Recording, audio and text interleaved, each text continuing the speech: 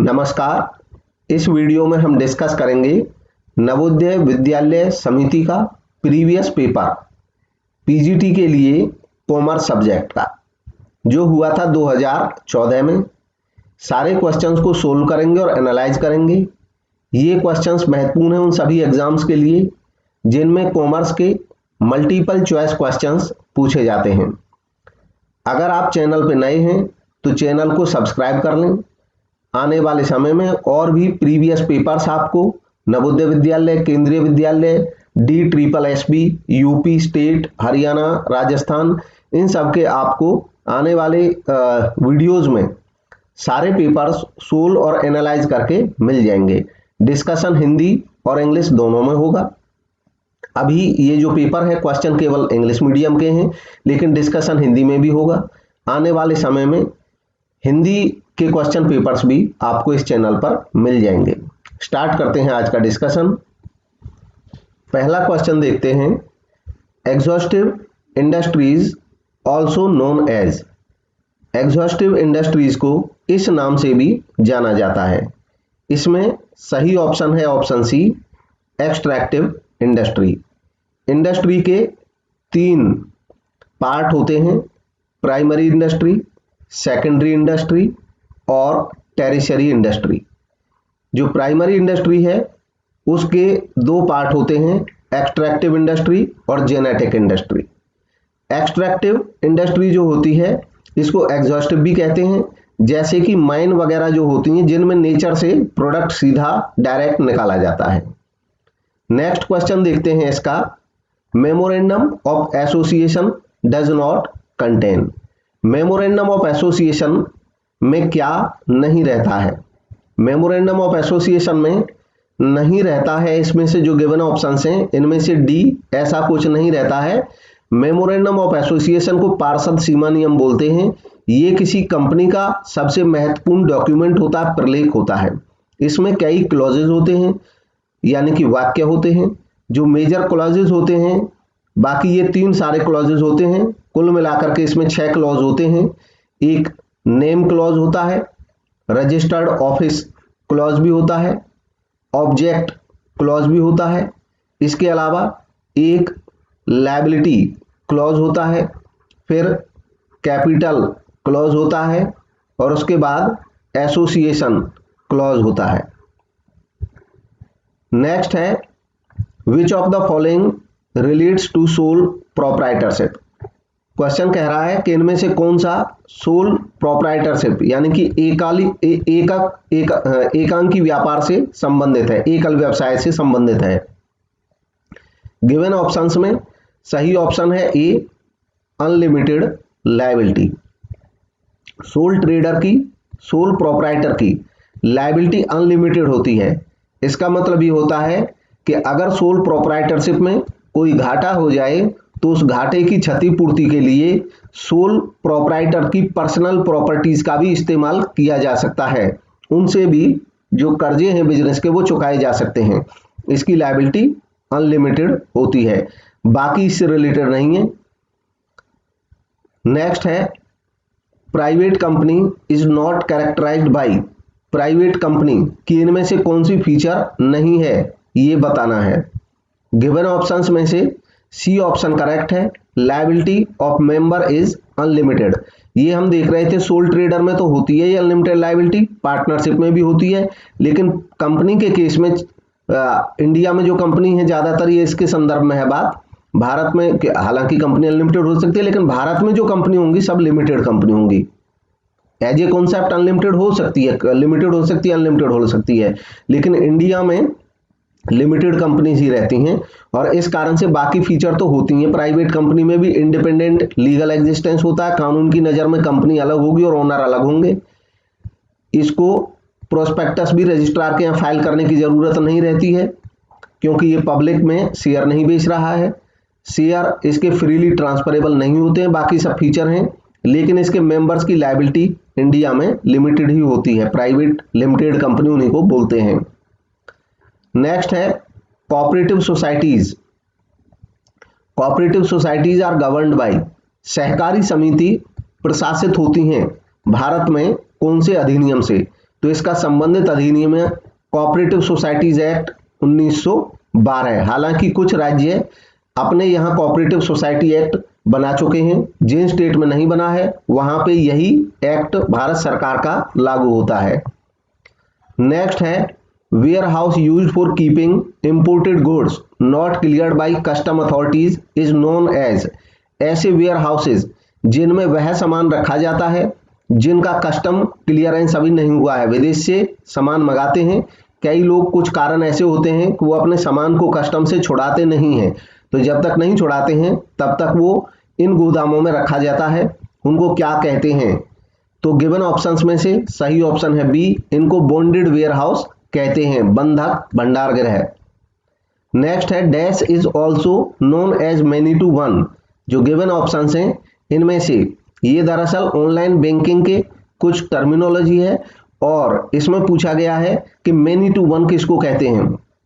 Given options में सही option है ईसीएस डेबिट, ये मैनी टू वन होता है। मैनी टू वन का मतलब कैसे होता है कि जैसे कोई इंश्योरेंस कंपनी है या कोई होम लोन कंपनी है, वो लोगों से ईसीएस के फॉर्म भरवा लेती है कि जब आप इंस्टॉलमेंट देंगे तो बार बार आपको चेक से पेमेंट नहीं करनी पड़ेगी, तो वो कंपनी बैंक में अपना सारे कस्टमर्स की डिटेल दे देती है कि ये इंस्टॉलमेंट आनी है, तो जैसे ही वो ईसीएस डेबिट करती है तो बहुत सारे लोगों के अकाउंट में से एक साथ पैसा किस्त का इंस्टॉलमेंट का संस्था के अकाउंट में आ जाता है। तो मेनी अकाउंट में से एक साथ पैसा मंगाने के लिए ईसीएस डेबिट करते हैं। ईसीएस क्रेडिट इसका उल्टा होता है, जैसे लोगों को सैलरी मिलती है तो वो ईसीएस क्रेडिट होता है लोगों के अकाउंट्स में। इसमें क्या होता है, वन टू मेनी, एक संस्था है उसके हजारों एम्प्लॉय हो सकते हैं, वो हजारों एम्प्लॉयज को सैलरी एक ही अकाउंट से ट्रांसफर करती है ईसीएस के माध्यम से, ये वन टू मेनी हो जाता है। बाकी ईएफटी इलेक्ट्रॉनिक फंड ट्रांसफर, ये दोनों जो होते हैं ये मेनी के लिए होते हैं, ये वन टू वन के लिए होते हैं, ईएफटी डेबिट या EFT credit electronic fund transfer, इसमें भी फंड ट्रांसफर ही होता है। नेक्स्ट है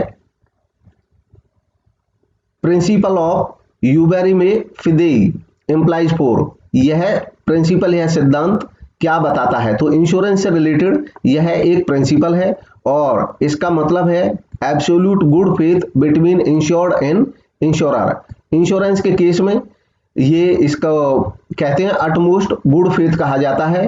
ये दरअसल एक लैटिन फ्रेज है यूबेरिमे फिडेई, इंग्लिश में इसका जो कन्वर्जन है वो है अटमोस्ट गुड फेथ और हिंदी में इसको बोलते हैं परम सद्विश्वास। परम सद्विश्वास। इंश्योरेंस एक ऐसा कॉन्ट्रैक्ट होता है जिसमें एक पार्टी दूसरे पार्टी पे परम सद्विश्वास करके यानी कि विश्वास करके ही उसको सुरक्षा देती है। नेक्स्ट है acronym UNCTAD is used for. ये एक संक्षिप्त नाम है और इसका फुल फॉर्म की पहचान करना है, यूएनसीटीईडी की पहचान करनी है। सही ऑप्शन है इसमें से option A United Nations conference on trade and development. ये यूएन की ही एक बॉडी है जो इंटरनेशनल लेवल पे ट्रेड के डेवलपमेंट के लिए काम करती है, यूनाइटेड नेशंस की ही एक पार्ट है, उसकी ही बॉडी है। नेक्स्ट है the acronym CRISIL is used for dash credit rating agency. ये भी एक एक्रोनिम है, संक्षिप्त नाम है और ये किसके लिए यूज किया जाता है? ये एक क्रेडिट रेटिंग एजेंसी है और ये यूज किया जाता है, ऑप्शन ए इसका सही है, credit rating information services of India limited. यह एक भारत की एक ऐसी कंपनी है जो रेटिंग प्रोवाइड करती है फाइनेंस से रिलेटेड कि किसी संस्था का किसी कंपनी का क्या फाइनेंशियल पोजीशन है उसके बारे में ये रेटिंग देती है। ये रिसर्च का काम भी करती है और मांगने पर एडवाइजरी सर्विसेज भी प्रोवाइड कराती है। आज की डेट में जो क्रिसिल है ये S&P ग्लोबल अमेरिका की कंपनी है, S&P ग्लोबल ये उसकी सब्सिडियरी है, उसने इसके मेजॉरिटी शेयर खरीद लिए हैं। नेक्स्ट है which of the following is not used for long term financial needs. Given options में से ऐसा कौन सा है जिसको लंबी अवधि के ऋणों की जरूरत में यूज नहीं किया जाता है?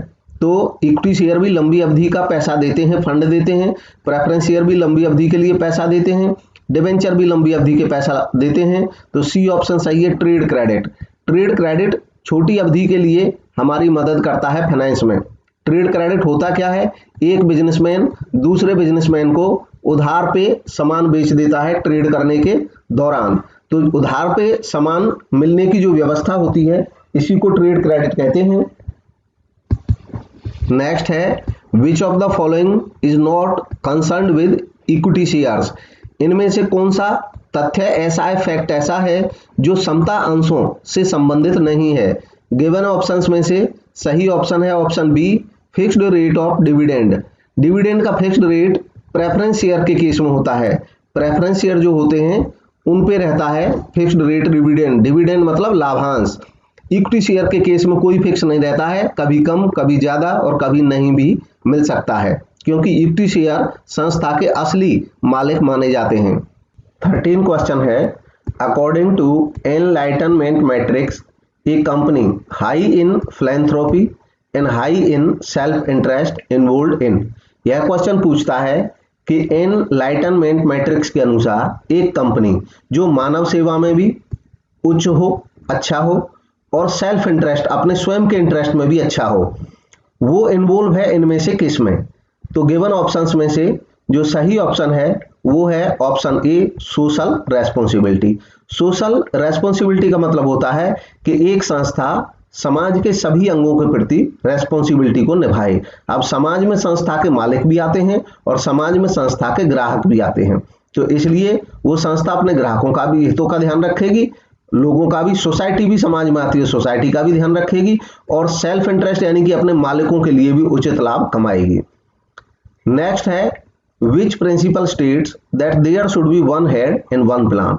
इनमें से कौन सा सिद्धांत ऐसा है जो ये कहता है कि एक प्लान के लिए एक हेड होना चाहिए, एक अधिकारी होना चाहिए। तो गिवन ऑप्शंस में से सही ऑप्शन है यूनिटी ऑफ डायरेक्शन, निर्देश की एकता। यूनिटी ऑफ डायरेक्शन कहता है कि एक प्लान जो है उसके लिए जो निर्देश हैं एक प्लान के लिए वो एक हेड से आने चाहिए, जबकि यूनिटी ऑफ कमांड कहता है कि एक समय में एक हेड से एक अधिकारी को, एक सबऑर्डिनेट को आदेश मिलने चाहिए। तो इन दोनों में यही अंतर है। यूनिटी ऑफ कमांड कहता है कि एक हेड से एक अधीनस्थ को एक समय पे आदेश मिलना चाहिए। यूनिटी ऑफ डायरेक्शन कहता है कि एक प्लान पे जो निर्देश हैं वो एक हेड के चलने चाहिए ताकि कोई कंफ्यूजन नहीं रहे।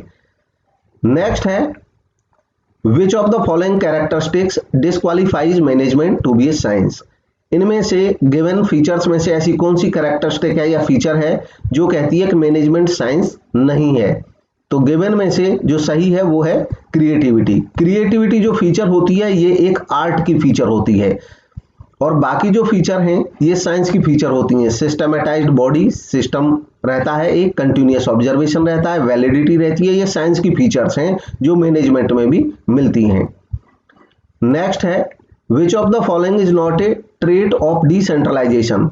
गिवन ऑप्शंस में से कौन सा ट्रेट ऐसा है जो डिसेंट्रलाइजेशन से संबंधित नहीं है। ट्रेट का मतलब फीचर, गुण, क्वालिटी, ये सब रहता है। तो गिवन ऑप्शंस में से जो सही ऑप्शन है वो है C, it is more suitable to small organisation rather than large organisation.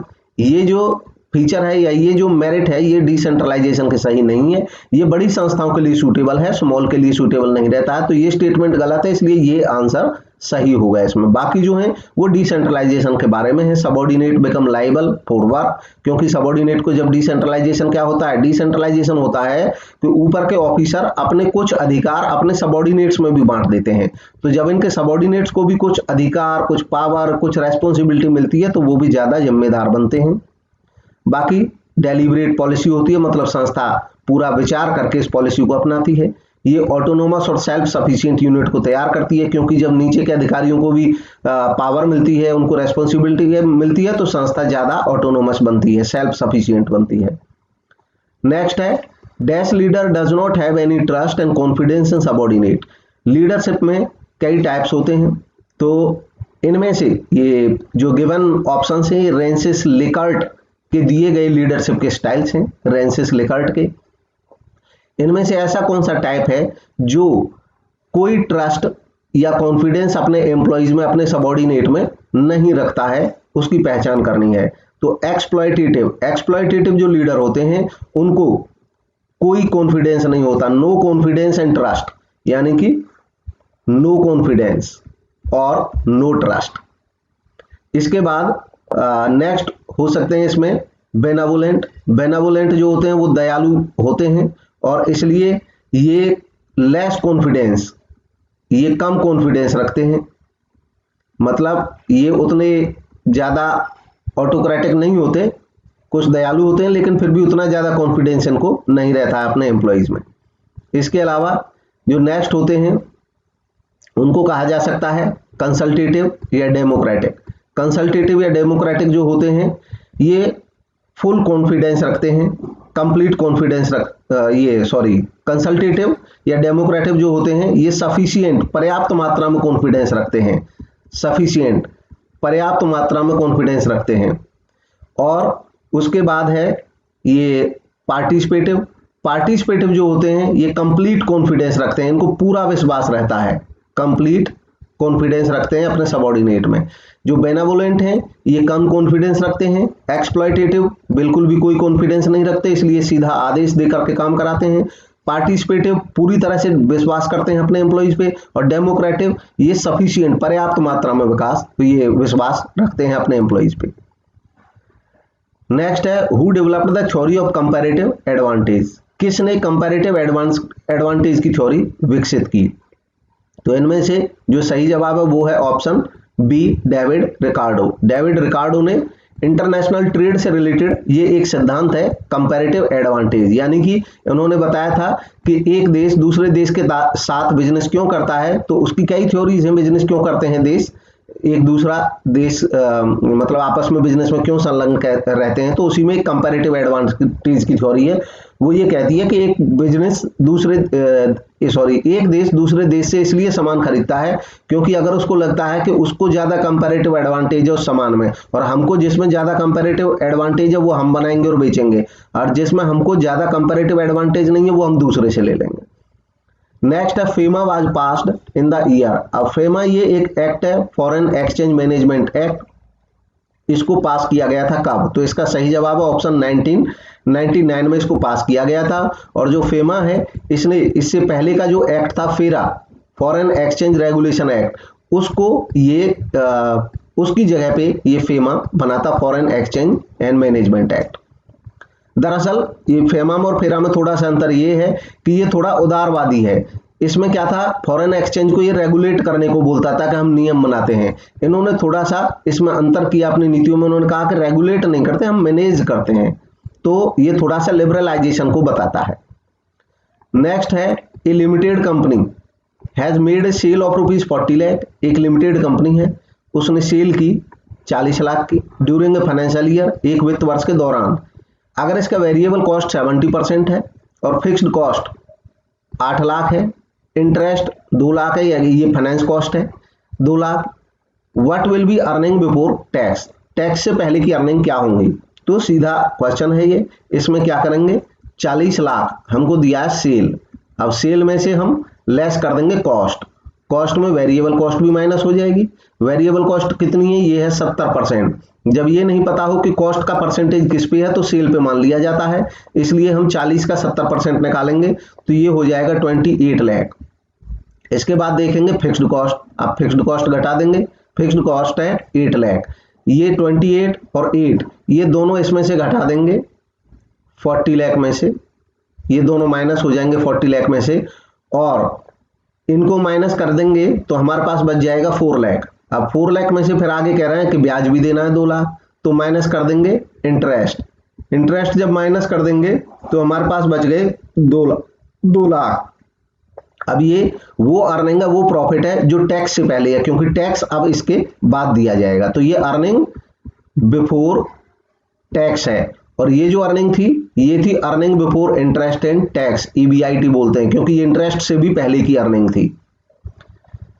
जो 4 लाख थी ये EBIT थी, फिर इंटरेस्ट घटा दिया आई तो EBT बच गई, अर्निंग बिफोर टैक्स। अब इसमें से टैक्स भी दे देंगे, घटा देंगे अगर, तो वो बच जाएगी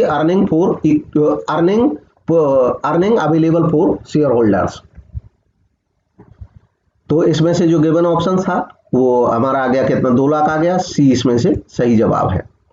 नेक्स्ट देखेंगे percentage change in earning per share due to percentage change in cell.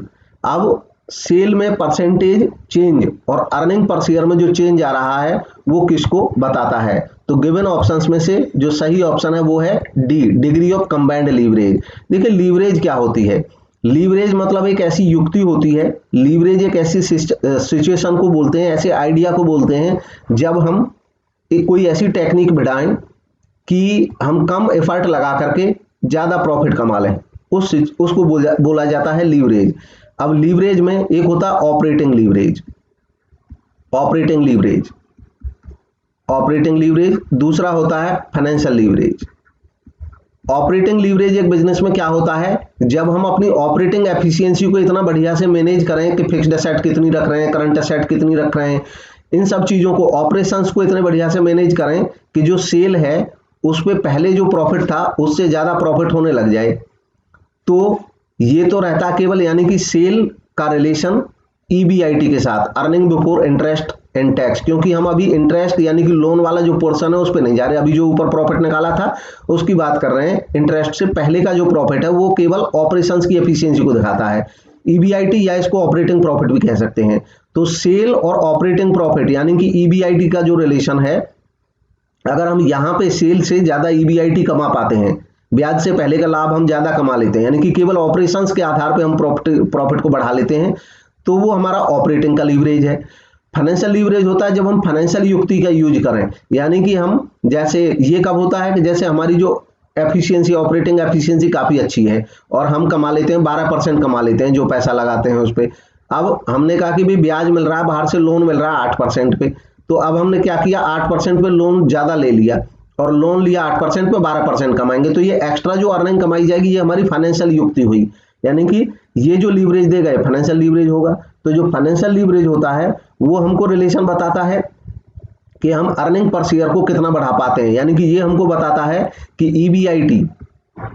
EBIT जो earning before interest and tax है, क्योंकि ये तो ईबीआईटी जो आया ये अब तक ऑपरेशन से आया है, अब हम फाइनेंशियल युक्ति लगाई, हमने ज्यादा लोन ले लिया और इसलिए इंटरेस्ट का कंपोनेंट बढ़ा लिया और हमारा अर्निंग पर शेयर अगर इससे बढ़ जाता, अर्निंग पर शेयर कैसे बढ़ेगा कि हम कमा तो रहे 12%, हमने लोन ले लिया 8% पे, तो 4% किसके लिए बच गया, ये इक्विटी शेयर होल्डर्स को ही फायदा पहुंचाएगा। अब जो एक्स्ट्रा बच गया ये उनके डिविडेंड में जुड़ जाएगा, क्योंकि वो मालिक हैं, उन्हीं को बेनिफिट मिल जाएगा अब इस चीज का। हम 8% पे लोन लेते रहे, 12% पे कमाते रहे, 4% किसके लिए कमा रहे हैं, इक्विटी शेयर होल्डर्स के लिए, तो इससे ईपीएस बढ़ जाएगा। तो ये जो बढ़ाना होता है ईबीआईटी और ईपीएस, ये फाइनेंशियल लीवरेज होता है। और इन दोनों लीवरेज का जो कंबाइन इफेक्ट होता है उसको कंबाइन लीवरेज कहते हैं। तो क्योंकि क्वेश्चन में पूछा गया था अर्निंग पर शेयर यानी कि ये ईपीएस ये वाला पोर्शन और सेल यानी कि ये वाला पोर्शन, तो इन दोनों में पूछा था, तो ऑपरेटिंग और ये फाइनेंस दोनों शामिल हो गए, इसलिए कंबाइंड लीवरेज बन गया। नेक्स्ट है Which of the following is not an assumption of net income approach to capital structure। अब कैपिटल स्ट्रक्चर की कई अप्रोचेज हैं, थ्योरी हैं, इनमें पूछा है कि एक थ्योरी के बारे में पूछा, नेट इनकम अप्रोच, जो नेट इनकम अप्रोच है कैपिटल स्ट्रक्चर की, उनमें उसकी कई सारी एजम्पशंस हैं, तो इनमें से कौन सी एजम्पशन ऐसी है जो उसकी नहीं है। तो गिवन ऑप्शंस में से B, cost of debt is more than cost of equity, ये इसकी एजम्पशन नहीं है। इसकी एजम्पशन ये होती है कि चाहे इक्विटी हो चाहे डेट हो, सबकी कॉस्ट एक जैसी रहती है, बाकी इसकी एजम्पशन है। नेक्स्ट है book building method has been introduced in India. अब बुक बिल्डिंग मेथड इंडिया में कब इंट्रोड्यूस हुआ, ये आईपीओ से रिलेटेड है। जो इनिशियल पब्लिक ऑफर आते हैं, शेयर इशू करती है कंपनी, उस समय बुक बिल्डिंग प्रोसेस होती है शेयर की कीमत तय करने के लिए। तो ये फैक्चुअल क्वेश्चन है, उसमें पूछा है कब शुरू हुआ था, तो ऑप्शन ए 1995 में बुक बिल्डिंग मेथड इंट्रोड्यूस हुआ था भारत में। नेक्स्ट है which statement is correct in context to primary market. इनमें से कौन सा स्टेटमेंट प्राइमरी मार्केट के संदर्भ में करेक्ट है, सही है। तो गिवन ऑप्शंस में से ऑप्शन सी करेक्ट है, it provide funds directly to the corporate world. Primary market कहते किसको है, प्राइमरी मार्केट उस सिस्टम को, प्राइमरी मार्केट दरअसल कोई जगह नहीं होती है, primary market secondary market, primary market एक सिस्टम है, एक सिचुएशन है, एक तरीका है, और वो तरीका ये है कि कंपनीज यानी कि जो कॉर्पोरेट बॉडी होती हैं वो अपने शेयर या डिवेंचर फर्स्ट टाइम मार्केट में इशू करती हैं। मार्केट में इन्वेस्टर जब फर्स्ट टाइम खरीदते हैं तो ये पहली बार का जो पैसा है ये डायरेक्ट कंपनी के पास जाता है और लोगों के पास शेयर आ जाते हैं, ये प्राइमरी मार्केट है। यही लोग जब अब एक बार जब खरीद लेते हैं तो शेयर होल्डर बन जाते हैं या डिवेंचर होल्डर बन जाते हैं। अब ये बाद में अगर शेयर बेचना चाहते हैं तो अब कंपनी के साथ इनका कोई लेन देन नहीं होगा, ये बाद में ओपन मार्केट में यानी कि जिसको हम सेकेंडरी मार्केट कहते हैं वहां पर ये खरीदेंगे बेचेंगे, किसी के भी साथ कितनी भी बार लेन देन कर सकते हैं, वो सेकेंडरी मार्केट होता है। तो जो प्राइमरी मार्केट है ये डायरेक्टली फंड कॉर्पोरेट वर्ल्ड को मिलता है, कंपनियों को। नेक्स्ट हो गया dash relation follows principle of chain of command. अब अगेन ये हेनरी फेयोल के जो प्रिंसिपल्स हैं उनमें से ही फिर से क्वेश्चन है, principle of chain of command को इनमें से कौन सा फॉलो करता है? तो गिवन ऑप्शंस में से सही है लाइन अथॉरिटी। लाइन अथॉरिटी किसी संस्था में अथॉरिटी के उस टाइप को कहते हैं जब एक ऑफिसर निर्देश देता है अपने अधीनस्थ को और उसका अधीनस्थ अपने अधीनस्थ को देता है निर्देश और उसका अधीनस्थ उसको देता है, यानी कि जो आदेश हैं वो सीधी रेखा में चलते हैं और जो शिकायत या सुझाव हैं वो यहां से ऐसे ऊपर चलेंगे सीधी रेखा में। तो ये लाइन अथॉरिटी और इसी को प्रिंसिपल चेन ऑफ कमांड कहते हैं। नेक्स्ट है which of the following lead to decrease in economic order quantity. इनमें से कौन सा इकोनॉमिक ऑर्डर क्वांटिटी को के डिक्रीज होने को लीड करता है, मतलब ऐसा कौन सा है इनमें से जो इकोनॉमिक ऑर्डर क्वांटिटी को साइज को कम करने का कारण बन जाता है? तो जो गिवन ऑप्शंस हैं उनमें से सही है option be increase in carrying cost. देखिए इकोनॉमिक ऑर्डर क्वांटिटी क्या होती है कि हम ऑर्डर करते हैं, जैसे मान लो हम बिजनेसमैन हैं तो हम हो सकता है कि जब भी हम ऑर्डर करें तो हम तय कर लें कि भाई हम 10 केजी कम से कम मंगाएंगे ऑर्डर में। हो सकता है एक बिजनेसमैन कहे कि मैं 1000 केजी कम से कम एक ऑर्डर में मंगाऊंगा, अगर 1000 से कम मंगाऊंगा तो उसको लॉस हो जाता है। तो ऐसा क्यों होता है? अब कोई बिजनेसमैन वो ऑर्डर करता है, मतलब ऑर्डर इतने सामान का करता है एक बार में जितना उसको लगता है इकोनॉमिक है उसके लिए, यानी कि उसको सस्ता पड़ता है। अगर बड़ा बिजनेसमैन 10-10 केजी मंगाएगा तो उसको बड़ा लॉस हो जाएगा क्योंकि बार बार उसका आदमी लेने जाएगा। और बहुत छोटा बिजनेसमैन जिसको 10 या 12 केजी जिसका सामान बिकता है, अगर वो 1000 केजी मंगा लेगा तो उसको दिक्कत हो जाएगी, 1000 केजी को रखेगा कहाँ, उसकी कॉस्ट यहाँ पे बढ़ जाएगी। तो जो छोटे बिजनेसमैन है वो थोड़ा थोड़ा खरीदते हैं डेली और जो बहुत बड़े बिजनेसमैन है वो ज्यादा मंगाते हैं एक बार में। अब इनमें से जो गिवन ऑप्शन है कि ऐसा क्या कारण है कि वो एक साथ ज्यादा नहीं मंगा सकता है, छोटा बिजनेसमैन बहुत बड़ा ऑर्डर नहीं मंगाता है, यानी कि छोटे छोटे ऑर्डर क्यों मंगाते हैं? यहाँ पे डिक्रीज की बात हो रही है, ईओक्यू कम क्यों रहता है किसी बिजनेसमैन का? तो ये तब रहता है जब कैरिंग कॉस्ट ज्यादा हो, यानी कि अगर सामान की कैरी करने की कॉस्ट यानी कि जैसे एक बार हमने बहुत ज्यादा सामान मंगा लिया इकट्ठे एक ही बार में, अब हमारे पास गोडाउन उतना ज्यादा है नहीं तो हमको किराए पे लेना पड़ा, उसको मेंटेन करने के लिए चौकीदार रखना पड़ा, और अगर मान लो खराब होने वाला था तो उसके लिए रेफ्रिजरेटर फ्रीजर वगैरह रखने पड़ेंगे, तो हमारी कैरी की कॉस्ट बढ़ जाएगी। अब ये कैरी कॉस्ट को बचने के लिए हम कहेंगे थोड़ा थोड़ा क्वांटिटी मंगाएंगे। नेक्स्ट है सेंसेक्स इज कैलकुलेटेड यूजिंग। अब सेंसेक्स कैलकुलेट किया जाता है किसको यूज करते हुए? सेंसेक्स इसका जो सही ऑप्शन है सेंसेक्स यूज किया जाता है मार्केट कैपिटलाइजेशन के आधार पे। सेंसेक्स होता क्या है? सेंसेक्स एक इंडेक्स होता है, इंडेक्स का मतलब होता है एक सूचक अंक होता है, और ये इस बात का सूचक अंक होता है यानी कि इस बात की सूचना देता है कि मार्केट में शेयरों की कीमत बढ़ रही है कि घट रही है। अब ये कौन से मार्केट के शेयरों के बारे में बताता है कि मार्केट शेयरों की कीमत घट रही है बढ़ रही है? तो ये जो सेंसेक्स है ये बताता है Bombay stock exchange BSE, Bombay stock exchange में 30 शेयरों का ये इंडेक्स है बॉम्बे स्टॉक एक्सचेंज में। इसको सेंसेक्स बोलते हैं क्योंकि ये एक सेंसिटिव इंडेक्स है, सेंसिटिव संवेदी सूचकांक हिंदी में बोलते हैं, सेंसिटिव इंडेक्स है, संवेदी सूचकांक है, इंडेक्स तो है ही है और सेंसिटिव है, यानी कि ये सेंसिटिविटी को बताता है कि बॉम्बे स्टॉक एक्सचेंज में शेयरों की कीमत घट रही है बढ़ रही है। अब ये मार्केट कैपिटलाइजेशन के बेस क्यों कहते हैं इसको?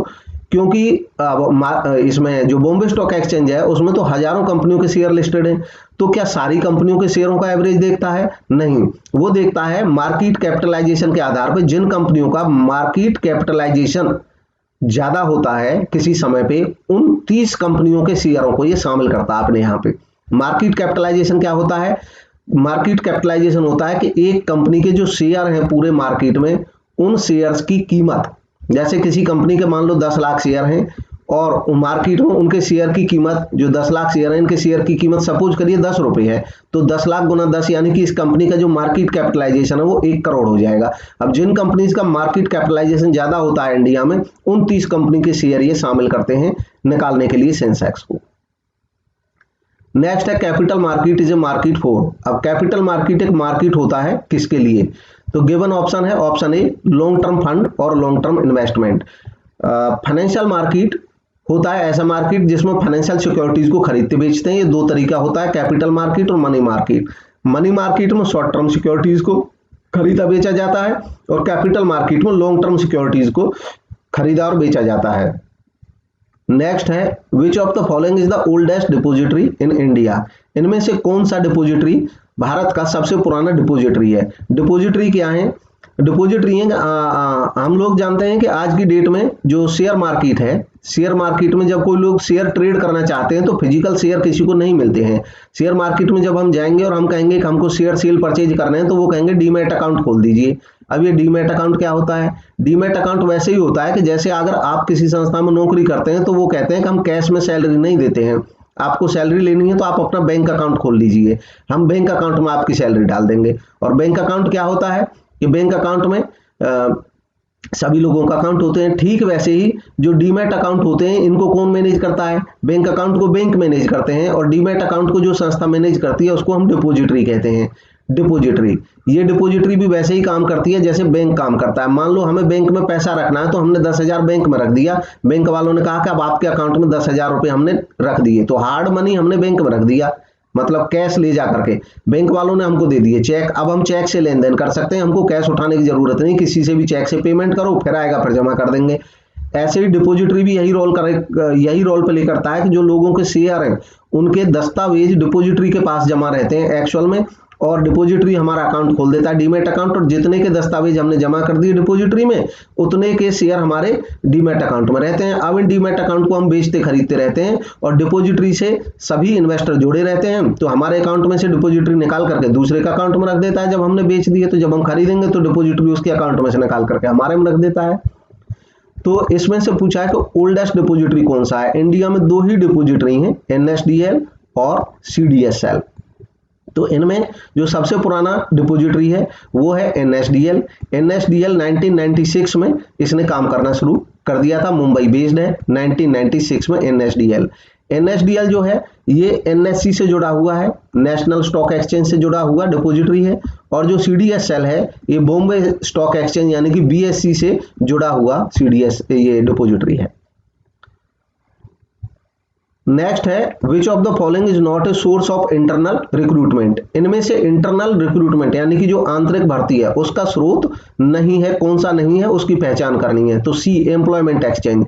एम्प्लॉयमेंट एक्सचेंज ये सरकारी दफ्तर होते हैं जिनमें बेरोजगार आदमी अपने डॉक्यूमेंट जमा कर देते हैं और अपनी क्वालिफिकेशन बता देते हैं। और ये जो सरकारी डिपार्टमेंट एम्प्लॉयमेंट एक्सचेंज होते हैं ये प्राइवेट संस्थाओं से या सरकारी डिपार्टमेंटों से डिमांड मांगते हैं कि आपको कितने लोगों की जरूरत है, या जिन कंपनीज को या जब सरकारी डिपार्टमेंट को जरूरत होती है लोगों की तो वो भी अपनी डिमांड लेकर यहाँ आते हैं कि हमको इस क्वालिफिकेशन वाले इतने आदमी चाहिए। तो ये मैच करके उन एम्प्लॉइज उन लोगों को इन्फॉर्म कर देता है जिनकी क्वालिफिकेशन मैच करती है। तो एक तरह से मीडिएटर की भूमिका निभाता है और ये एक बाहरी साधन है।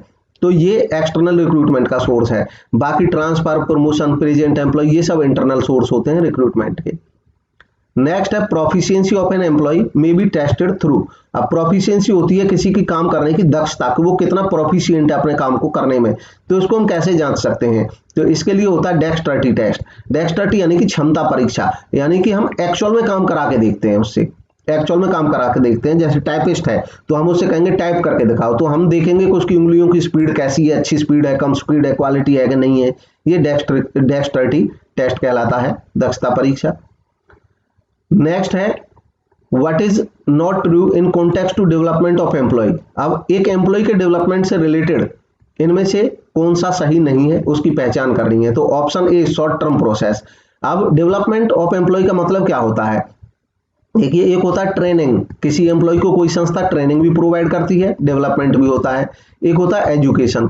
एजुकेशन होता है उस समय पे जैसे हम लोग जब BCom, MCom, BA, MA पढ़ रहे होते हैं तो वो एजुकेशन है।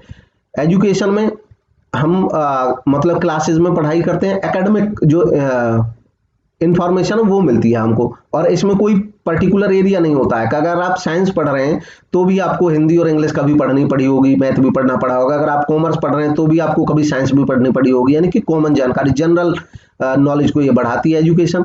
इसके बाद है ट्रेनिंग। ट्रेनिंग दी जाती है एम्प्लॉइज को ट्रेन करने के लिए किसी पर्टिकुलर वर्क में। जैसे ड्राइवर है तो उसको ड्राइविंग की ट्रेनिंग दी जाएगी, अगर पुलिस में कोई जा रहा है तो पुलिस में जो काम होता है उसकी ट्रेनिंग दी जाएगी, यानी कि स्किल बढ़ाई जाती है। जो ट्रेनिंग है वो लोगों की स्किल को बढ़ाती है, ये शॉर्ट टर्म नेचर की होती है। इसके बाद जो डेवलपमेंट ऑफ एम्प्लॉय, ये जीवन पर्यंत चलता रहता है। और डेवलपमेंट का मतलब होता है ओवरऑल डेवलपमेंट। ओवरऑल डेवलपमेंट यानी कि पर्सनैलिटी में सुधार आता है, कम्युनिकेशन में सुधार आता है, लोगों की जो एटीट्यूड और एप्टीट्यूड है उनमें सुधार आता है, इसके लिए डेवलपमेंट कराया जाता है। तो ये एक लॉन्ग टर्म प्रोसेस, और ज्यादातर जो बड़े अधिकारी होते हैं, हायर पोजीशंस पे जो लोग काम करते हैं, उनके लिए डेवलपमेंट कराया जाता है। हो सबके लिए सकता है लेकिन मेनली मैनेजर्स के लिए रहता है। नेक्स्ट है setting higher prices of product during initial stages of its introduction is known as. जब कोई कंपनी बिल्कुल शुरुआत में कोई प्रोडक्ट लेके आती है मार्केट में, और जब बिल्कुल शुरुआत में लेके आती है तो मान लीजिए वो अपना प्राइस रखती है किस तरीके का, हायर, बहुत ऊंचा प्राइस रखती है, तो उसको कौन सी पॉलिसी कहा जाता है? इसको कहा जाता है price skimming policy. Skimming policy, skimming मतलब मलाई उतार नीति। ये तब होता है जब हमारे जैसा प्रोडक्ट किसी के पास नहीं है मार्केट में, केवल हमारे पास है। तो हम मार्केट में गए और हमको पता है कि लोग बहुत डिमांड कर रहे हैं और हमारे अलावा किसी के पास है नहीं, तो हम बहुत अच्छा प्राइस भी उस समय पे वसूल सकते हैं। इसी को स्कीमिंग पॉलिसी कहते हैं। जब और संस्था भी आ जाएंगी कंपटीशन में तब हम अपना रेट डाउन कर देंगे, क्योंकि ऑलरेडी हम काफी कमा चुके होते हैं। नेक्स्ट है according to Maslow theory, third need in hierarchy of 5 needs is. अब अब्राहम मास्लो ने एक मोटिवेशन से रिलेटेड नीड थ्योरी दी है, जिसमें 5 नीड उन्होंने बताई, उनको एक ऑर्डर में बताया। उन्होंने पूछा कि उनमें से थर्ड नीड कौन सी है, तो थर्ड नीड की हमें पहचान करनी और वो बतानी है। तो इस ऑप्शन में से, गिवन ऑप्शंस में से जो थर्ड नीड है वो है ऑप्शन सी, एस्टीम नीड। इसकी जो मास्लो की थ्योरी है, इसने एक बेस बताया। इसने कहा कि सबसे पहले किसी पर्सन की बेसिक नीड या फिजियोलॉजिकल नीड होती हैं, फिजियोलॉजिकल या बेसिक नीड होती हैं। जब ये नीड पूरी हो जाती है, बेसिक नीड या फिजियोलॉजिकल नीड, तब व्यक्ति सेफ्टी और सिक्योरिटी नीड पे काम करता है, यानी कि अब उसको सेफ्टी की जरूरत महसूस होती है।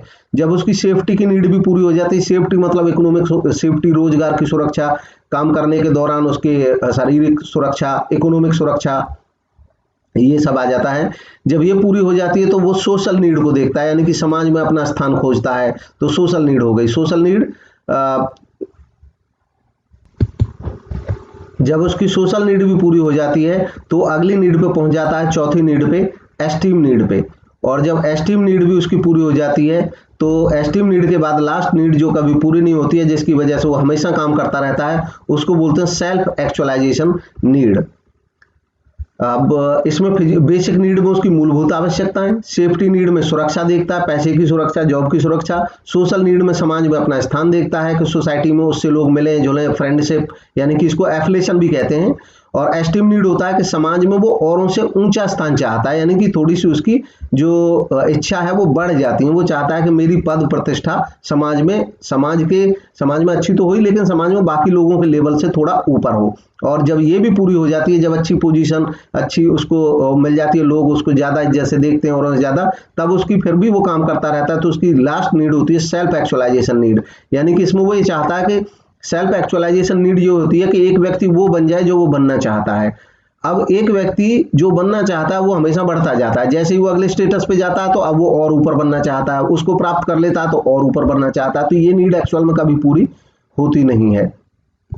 तो इसलिए जो थर्ड नीड है ऑर्डर में, वो सोशल नीड, ये अच्छा ये मैंने गलत निशान लगा दिया था। सोशल नीड जो है वो थर्ड नीड होगी। पहली नीड, इसको, ये एक प्रॉपर ऑर्डर है, पहली नीड इसको माना जाता है, सेकंड नीड सेफ्टी को माना जाता है, थर्ड नीड सोशल या एफिलिएशन नीड होती है, और फोर्थ नीड जो होती है एस्टीम नीड होती है, और फिफ्थ नीड जो होती है वो सेल्फ एक्चुअलाइजेशन होती है। इसको 5 नीड थ्योरी भी बोल दिया जाता है। नेक्स्ट देखेंगे, अगला है term grapevine is use for. Grapevine जो टर्म है वो यूज की जाती है किस संदर्भ में? तो ग्रेप वाइन यूज की जाती है इनफॉर्मल कम्युनिकेशन के लिए। इनफॉर्मल कम्युनिकेशन वो होता है जिसके कोई रूल रेगुलेशन नहीं होते, कोई अधिकारी अधीनस्थ के संबंध की जरूरत नहीं होती है, बस आपसी संबंध है, लोगों के एक दूसरे से बातचीत करते रहते हैं। पर्सनल रिलेशंस के लिए। तो ये ग्रेप वाइन की तरह होता है, क्योंकि इसका कोई और छोर नहीं होता है, ये कहीं कोई भी किसी को बोलता है, कोई इसका प्रॉपर ऑर्डर मेंटेन नहीं होता है। नेक्स्ट है quality circle were first established in, quality circle सबसे पहले कहां पे बने थे? तो इसका जो सही जवाब है वो है ऑप्शन डी, जापान। जापान में क्वालिटी सर्किल, ये जो क्वालिटी सर्किल थे ये सबसे पहले डेवलप हुए थे। एक प्रोफेसर थे इसके मैनेजमेंट के, प्रोफेसर काओरू इशिकावा। इन्होंने बताया था कि हमको एम्प्लॉइज को प्रोत्साहित करना चाहिए कि उनके कुछ ग्रुप बने जो एक जैसे काम करते हैं और अनौपचारिक रूप से वो बातचीत करें और तय करें कि भाई अच्छा काम कैसे हो सकता है। तो वो स्वयं डिसाइड करते हैं लोग, हम कैसे करेंगे, बेटरमेंट कैसे करेंगे।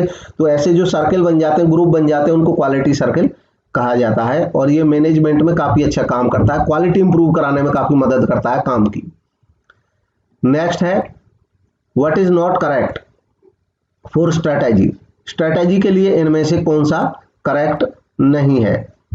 तो स्ट्रेटेजी क्या होती है? स्ट्रेटेजी पॉलिसी का ही एक टाइप, स्ट्रेटेजी जो होता है ये प्लान का ही एक टाइप होता है। प्लान होता है कि फ्यूचर के लिए जो हम सोचते हैं, और स्ट्रेटेजी होता है जब हम किसी खास मकसद को लेकर प्लान करते हैं तो उसको हम स्ट्रेटेजी कहते हैं। अब स्ट्रेटेजी के संबंध में इनमें से कौन सा करेक्ट नहीं है उसकी पहचान करनी है।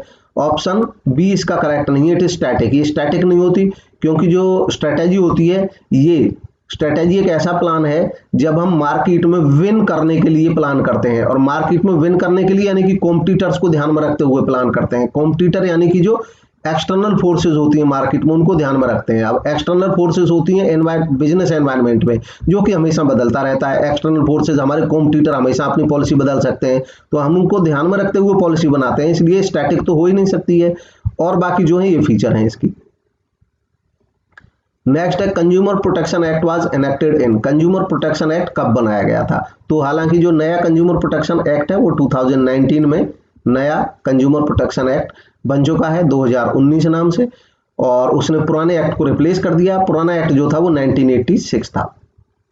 नेक्स्ट है under consumer protection act consumer is not entitled to, अब इसमें कहा गया है कि कंज्यूमर प्रोटेक्शन एक्ट के तहत कंज्यूमर एंटाइटल नहीं है किस चीज के लिए, मतलब कंज्यूमर को क्या फैसिलिटी अवेलेबल नहीं है उसके बारे में हमें बताना है।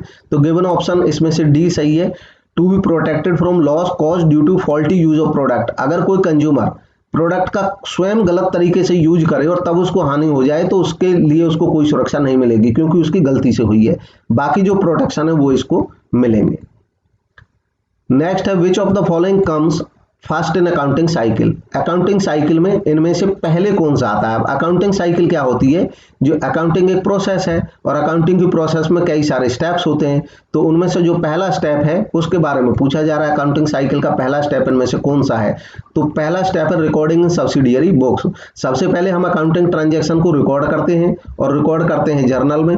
उसके बाद हम उनको क्लासीफाई करते हैं, लेजर में अलग अलग अकाउंट बनाते हैं। उसके बाद हम उनको समराइज करते हैं हम उनको ट्रायल बैलेंस में या P&L अकाउंट में या बैलेंस शीट में समराइज बन जाता है, यानी कि सारे अकाउंट्स की समरी तैयार हो जाती है। फिर करते हैं एनालाइजिंग एंड इंटरप्रिटेशन।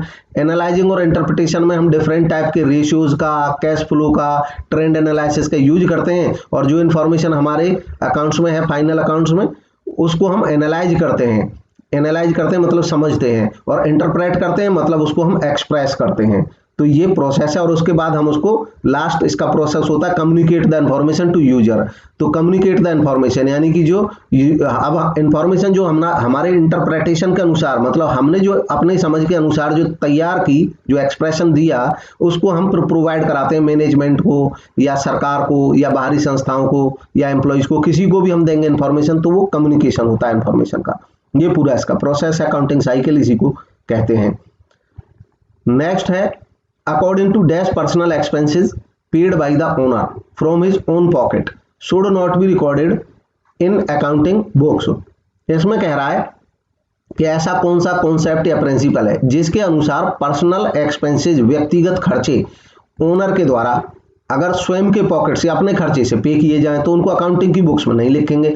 तो भाई स्वयं के खर्चे हैं, स्वयं के जेब से पे कर रहा है, तो बिजनेस का तो इसमें कुछ लेना देना हुआ नहीं। तो ये कौन सा कॉन्सेप्ट है जो इस बात को कहता है कि मालिक अपने खर्चे अपने अलग लिखे और बिजनेस के खर्चे अलग रहेंगे? तो इसको हम कहते हैं बिजनेस एंटिटी कॉन्सेप्ट, इसको सेपरेट एंटिटी कॉन्सेप्ट भी कहा जाता है। नेक्स्ट देखेंगे, goods withdrawn bye owner for his personal use will be.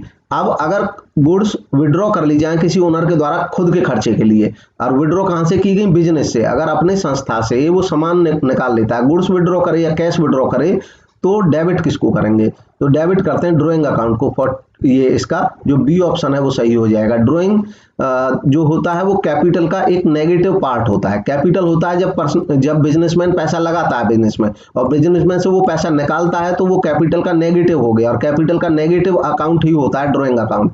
Drawing account capital account का ही एक पार्ट होता है, नेगेटिव पार्ट। नेक्स्ट देखें, विच of the following error can be detected by trial balance. इनमें से कौन सी एरर ऐसी है जिसको ट्रायल बैलेंस के माध्यम से डिटेक्ट किया जा सकता है, तो गिवन ऑप्शंस में से जो सही ऑप्शन है वो है option C, error in casting of subsidiary books.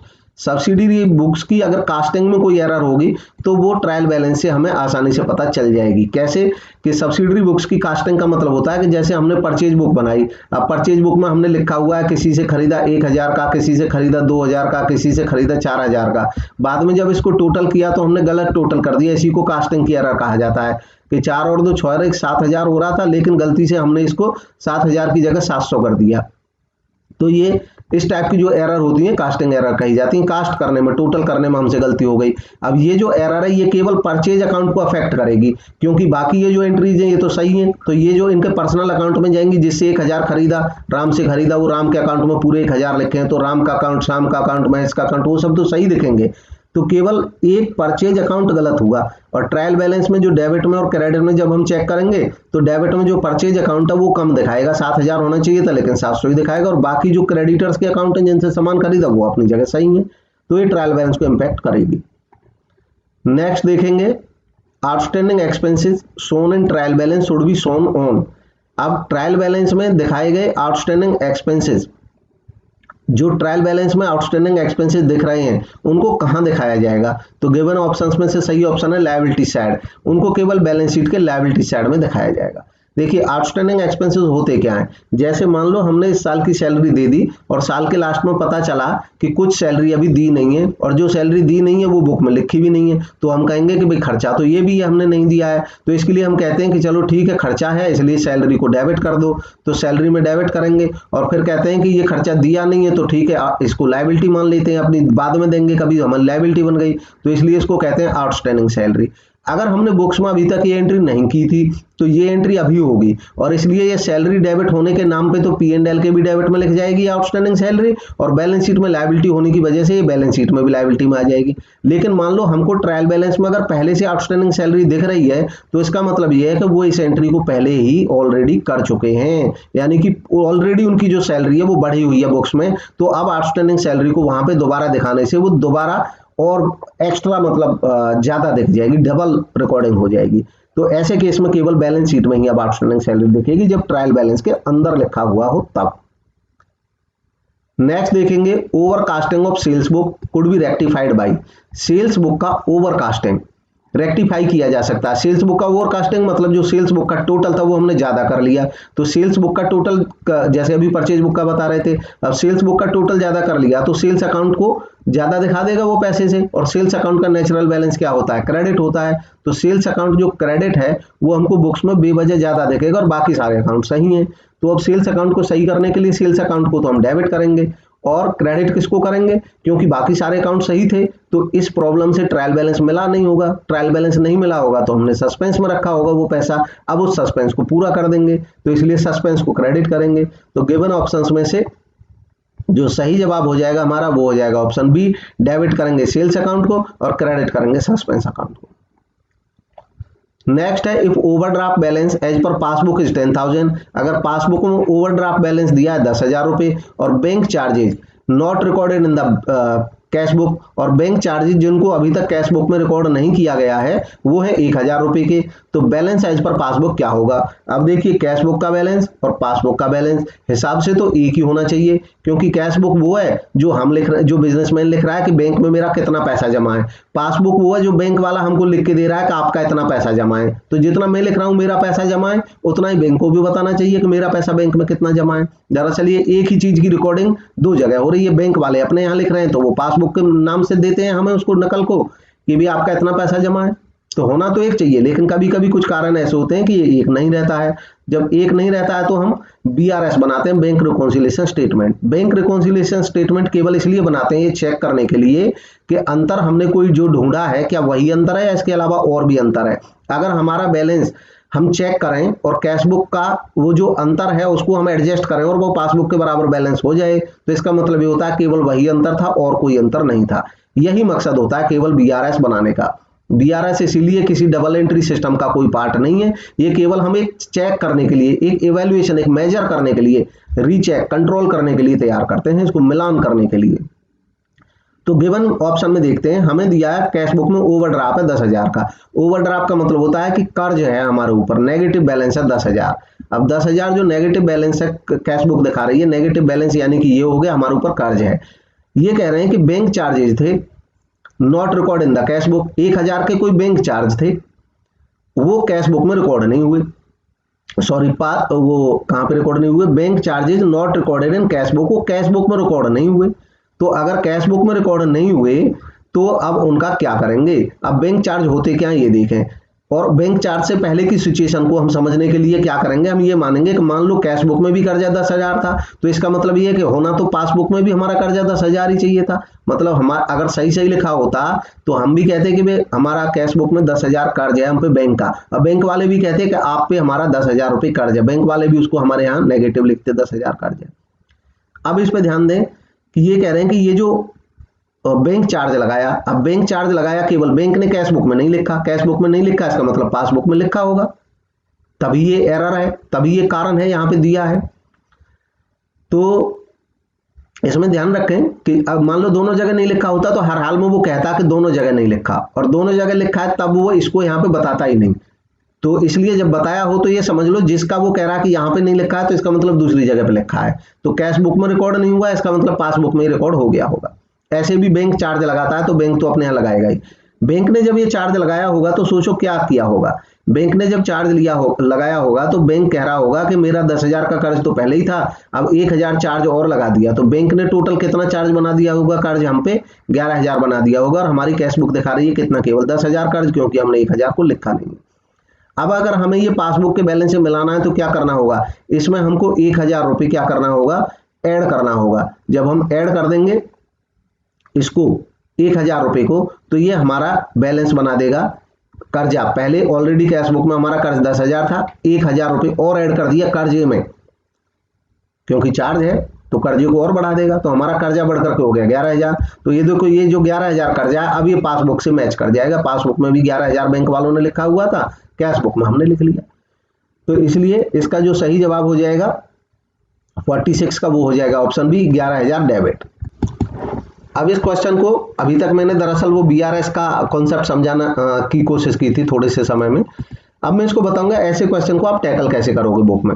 तो टैकल करोगे इस तरीके से, जब आपके सामने आ जाए तो इतना बड़ा कैलकुलेशन तो होगा नहीं, तो हम देखेंगे बस इसको समझेंगे सिचुएशन को। वो कह रहा है कैश बुक में ओवरड्राफ्ट, यानी कि कैश बुक में कर्ज है 10,000 रुपये। फिर वो कह रहे हैं लेकिन बैंक चार्ज कैश बुक में रिकॉर्ड नहीं हुआ 1,000 का। तो बैंक चार्ज कैश बुक में रिकॉर्ड नहीं हुआ है, अगर बैंक चार्ज को आप रिकॉर्ड कर देते तो पहले ही हमारा कैश बुक में कर्ज 10,000 है, 1,000 बैंक का चार्ज, बैंक जो हम पे चार्ज लगाता है, अगर उसको हम 1,000 को कैश बुक में लिखते तो ये कर्ज 10,000 से बढ़कर हो जाता 11,000, यानी कि अब हमारा कर्ज 11,000 हो गया। तो क्योंकि कैश बुक में नहीं लिखा है तो हम ये मान के चलेंगे पासबुक में सब ठीक था। तो जो कैश बुक का कर्ज है इसका मतलब यही पासबुक में भी कर्ज दिखेगा, एक ही रीजन बताया तो एक ही रीजन होगा, ये हमने सही कर दिया। तो पासबुक में भी कर्ज 11,000 दिखना चाहिए।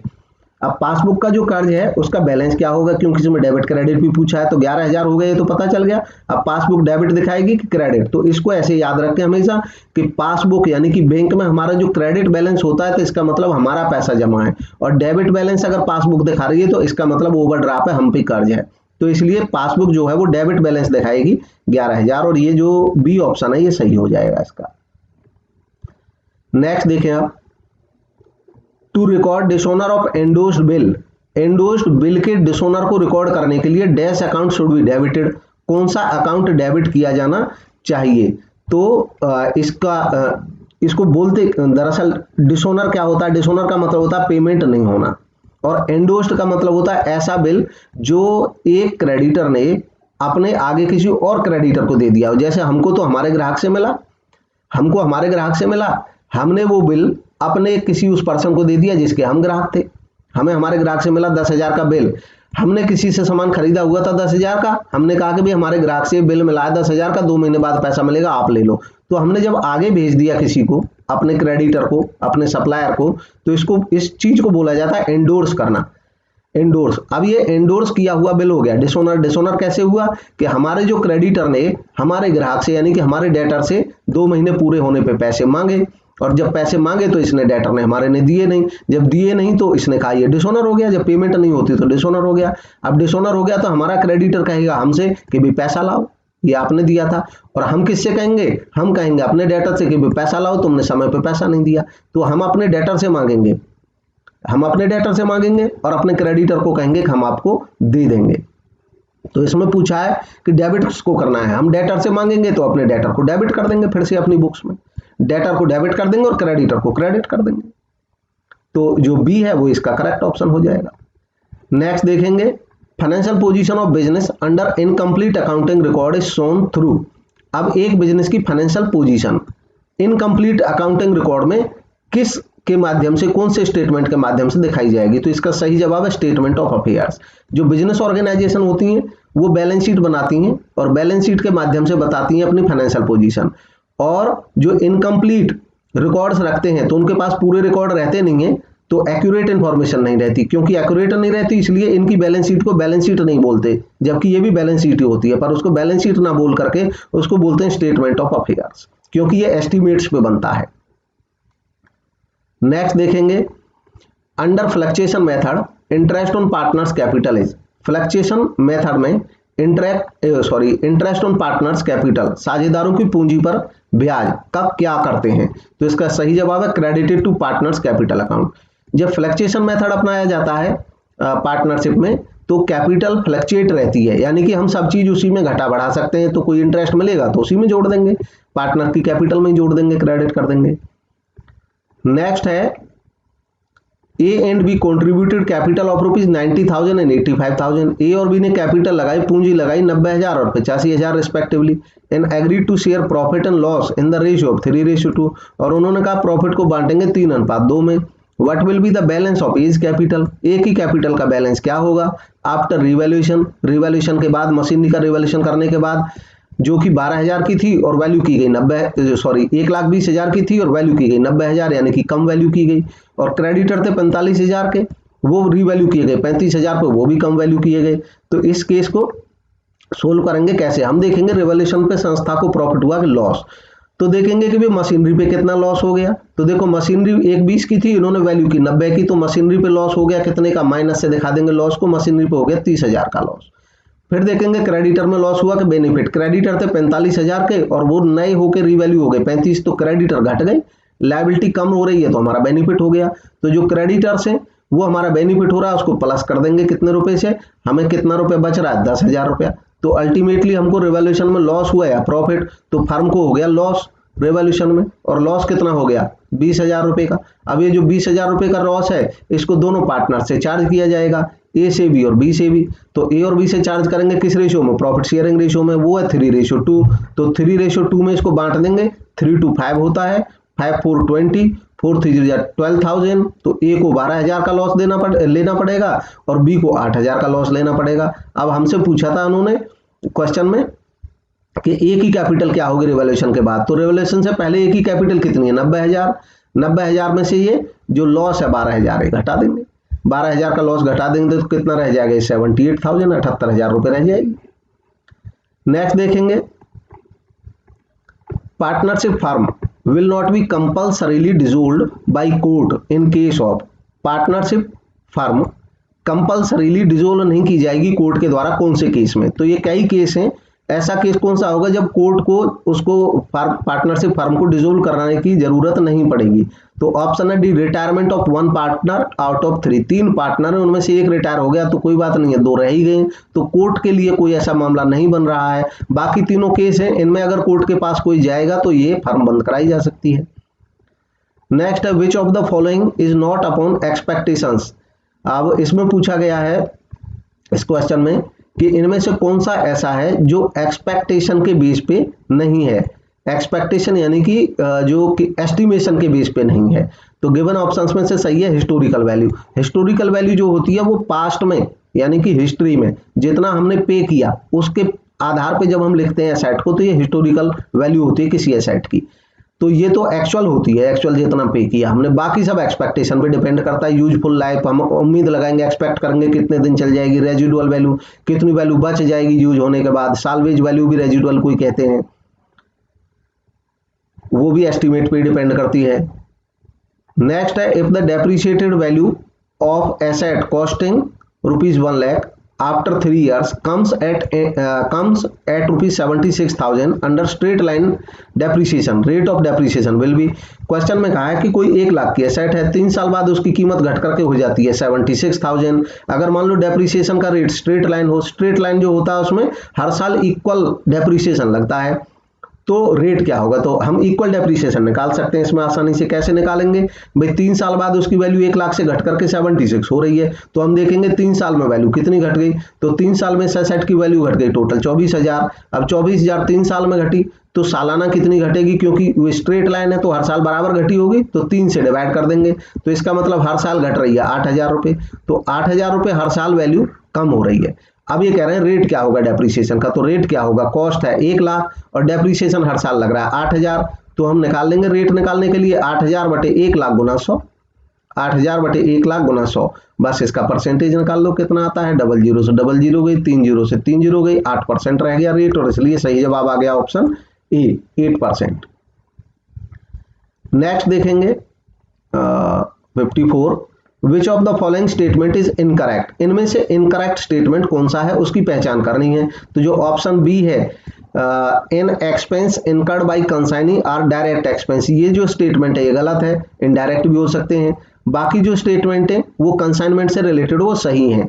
कंसाइनमेंट क्या होता है? कंसाइनमेंट एक ऐसी सिचुएशन होती है जब एक सेलर या जब कोई बिजनेसमैन या जब कोई होलसेलर या फैक्ट्री, कोई बड़ा बिजनेसमैन किसी छोटे बिजनेसमैन के पास सामान भेजता है, और जो छोटा बिजनेसमैन है रिटेलर वो इससे खरीदता नहीं है, वो कहता है कि सामान खरीदूंगा नहीं, आपको बिकवाना है तो मुझे कमीशन दे देना केवल, और अपना सामान रख दो मेरे पास। तो ऐसे केस में इस सिचुएशन को बोला जाता है। और ये जो बड़ा बिजनेसमैन होता है, होलसेलर या प्रोड्यूसर जो होता है, ये भी इसको बेचता नहीं है, ये कहता है ठीक है मैं आपके पास भेजूंगा सामान, तो भेजने को ही कंसाइन कहते हैं।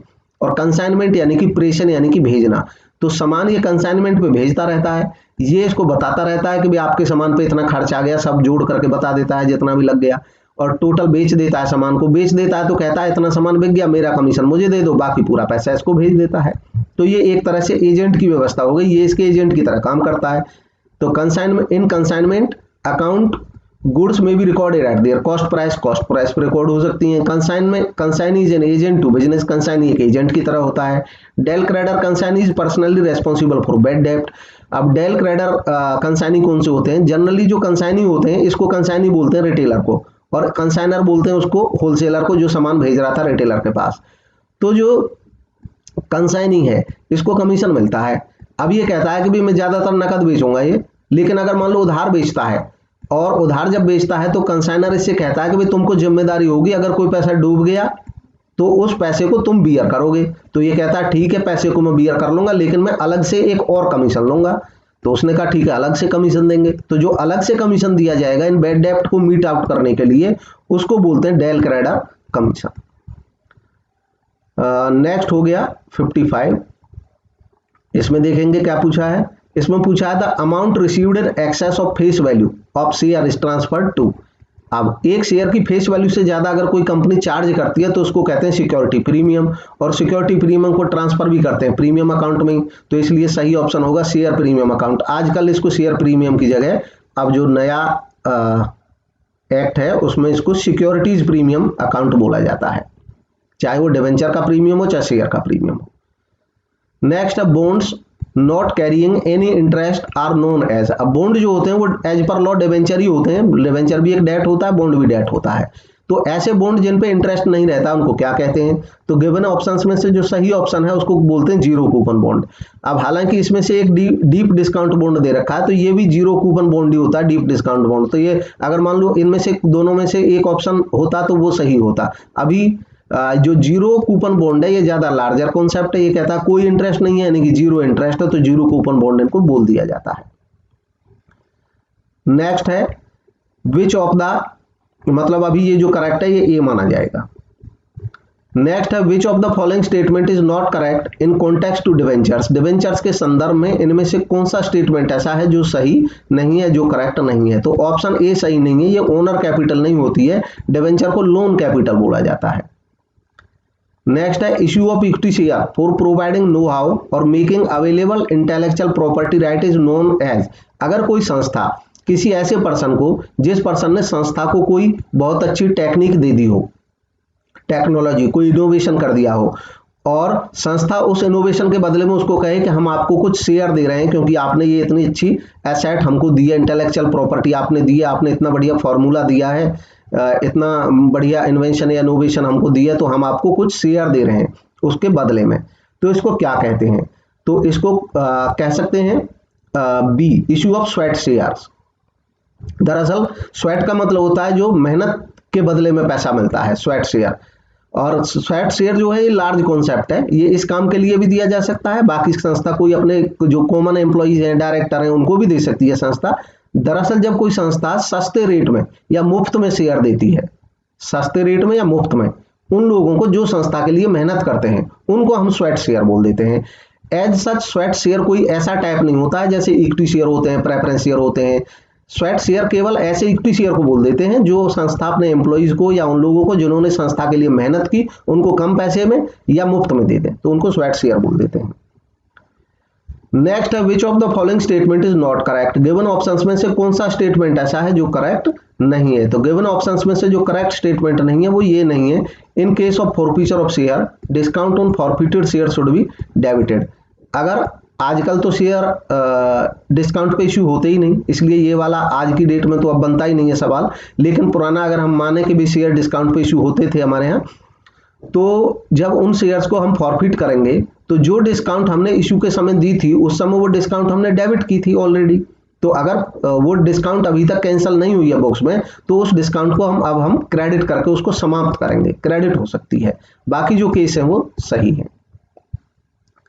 नेक्स्ट है credit balance left on forfeited shares transfer to. Forfeited shares में अगर क्रेडिट बैलेंस बचा रह जाता है तो उसका क्या करते हैं? तो गिवन ऑप्शंस में से सही ऑप्शन है कैपिटल रिजर्व। देखो फॉरफिटेड शेयर होते हैं जिन शेयर्स को कंपनी ने जब्त कर लिया। फॉरफिटेड शेयर में वो पैसा रहता है जो पैसा कंपनी ने शेयर होल्डर्स से मिल चुका था और उसको जब्त कर लिया, ये पैसा कंपनी के लिए बेनिफिट है। अगर इस पैसे का रीइश्यू पे यूज हो गया तो ठीक है, नहीं हुआ तो जो बच गया वो कंपनी के लिए कैपिटल गेन रहता है, और क्योंकि कैपिटल गेन रहता है इसलिए इसको ट्रांसफर कर देते हैं कैपिटल रिजर्व में।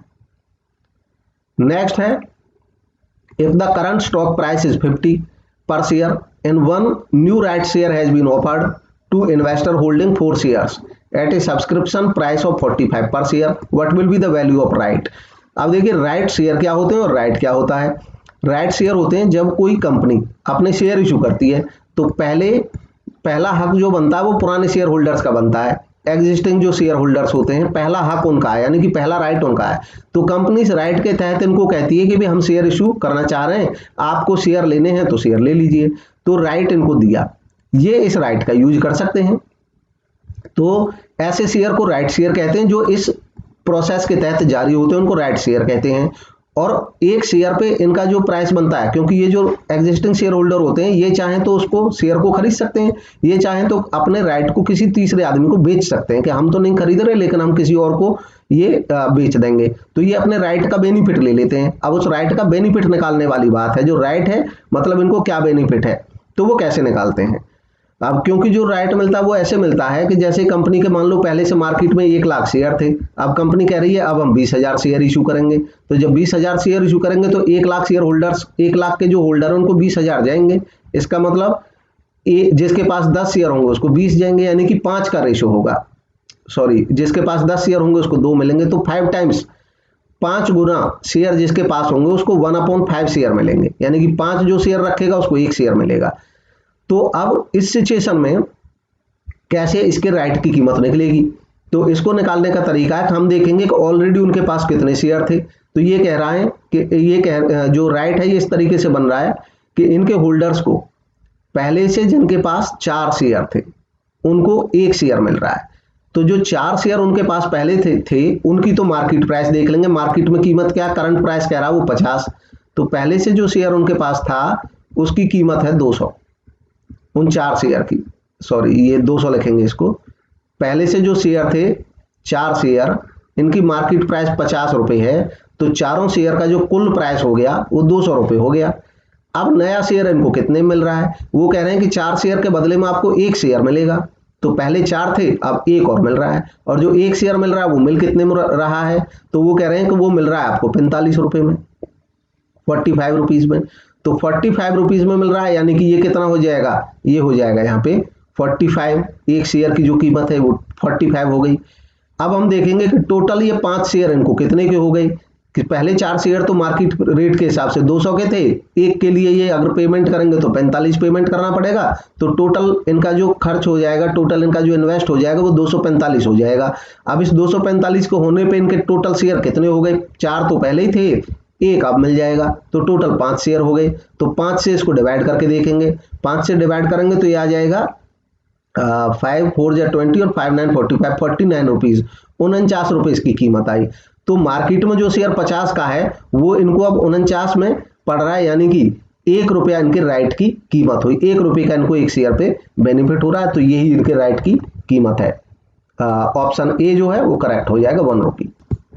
नेक्स्ट देखेंगे, विच of the following is not a tool for analysing financial statement, इनमें से फाइनेंशियल स्टेटमेंट को एनालाइज करने का टूल कौन सा नहीं है, तो जो इनमें से जो टूल नहीं है फाइनेंशियल स्टेटमेंट एनालिसिस का वो नहीं है कैश बजट, बाकी ये फाइनेंशियल स्टेटमेंट को एनालाइज करने के टूल्स या टेक्निक कहे जाते हैं।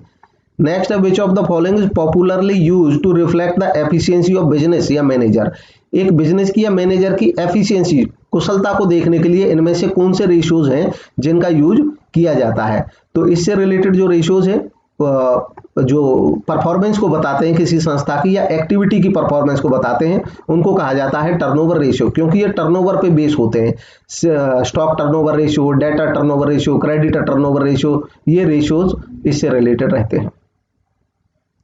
नेक्स्ट है 64th, if current ratio is 3.0 and working capital is 15,000, तो value of current asset will be, value of current asset क्या होगी, तो इस केस में हम फॉर्मूले का यूज करेंगे। करंट रेशियो है 3.0 जब कहा जाता है तो इसका मतलब होता है जो रेशियो होते हैं वो हमेशा डिनोमिनेटर 1 होता है उनमें, तो हम ये मानेंगे कि जो करंट रेशियो है वो 3.0 कहने का मतलब है 3.0 ऊपर है और नीचे जो है वो 1 है, 1 है। अब 3.0 का मतलब 3 है और 1 का मतलब 1 है। करंट रेशियो का फॉर्मूला होता है current asset upon current liability, तो इसका मतलब गिवन रेशियो में जो करंट एसेट है वो 3 है, रेशियो ये बन रहा है करंट लायबिलिटी 1 है। अब हमें पता है यहाँ पे वर्किंग कैपिटल दी है, तो वर्किंग कैपिटल के इक्विवेलेंट अमाउंट हम निकाल लेंगे, क्योंकि जो करंट एसेट है वो 3 है, करंट लायबिलिटी 1 है, तो वर्किंग कैपिटल कितना होगा, तो वर्किंग कैपिटल क्या होता है current asset minus current liability, तो करंट एसेट 3 है, करंट लायबिलिटी 1 है, तो वर्किंग कैपिटल कितनी रह जाएगी, 2 रह जाएगी।